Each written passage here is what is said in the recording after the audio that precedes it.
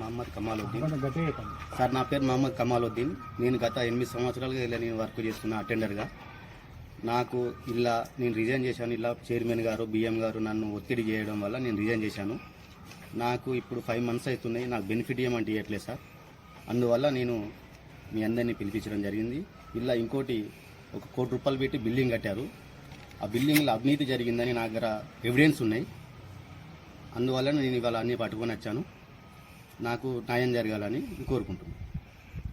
వీళ్ళు రాసుకున్న అగ్రిమెంట్ కాపీలు, వీళ్ళు ఎవరి దగ్గర ఎవరికి ఎన్ని పోయినాయి చెక్కులు, ఎవరెవరు ఎంత తీసుకున్నారు అన్నీ నా దగ్గర ఉన్నాయి సార్. నేను డీసీఓ గారికి రాశాను. మరి నా ఫోన్ లిఫ్ట్ చేయట్లే. అసలు నేను ఇలా ఇక్కడ నాకు జరుగుతలేదని హైదరాబాద్ పోయి బతుకుతున్నాను సార్. అందువల్ల నాకు న్యాయం జరగాలని చేస్తున్నాను. 4 months అవుతుంది సార్.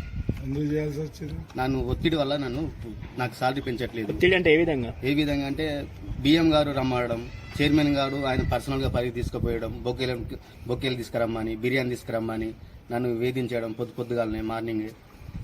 అందువల్ల నేను రిజైన్ చేశాను సార్. అసలు ఇలా ఏం పని చేస్తాను? నేను అటెండర్గా చేస్తున్నాను సార్. ఎన్ని సంవత్సరాలు చేస్తున్నాను సార్. Permanent sir. మాది పర్మనెంట్.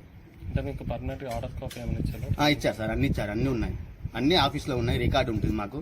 రికార్డ్ సిస్టమ్లో అన్నీ ఉంటాయి. మీకు పని ఒత్తిడి ఇచ్చిన వాళ్ళ పేర్లు బిఎం బిజినెస్ మేనేజర్ గారు రమ్మడం, ఆయన పర్సనల్ పనికి వాడుకోవడం. పేరేంటి?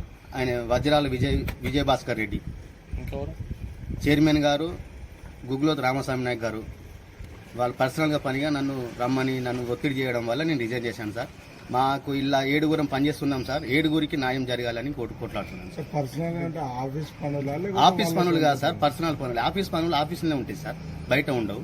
బయటికి రావాలంటే వాళ్ళ ఫ్యామిలీలను తీసుకురావడం, షాపింగ్లకు, చైర్మన్ గారి బొకేలు తేవడం, ఎవరు వస్తారని బొకేలు పట్టుకురమ్మనడం, బిర్యానీలు తెమ్మనడం అనే పర్సనల్ పనిగా నన్ను వాడుకున్నా సార్.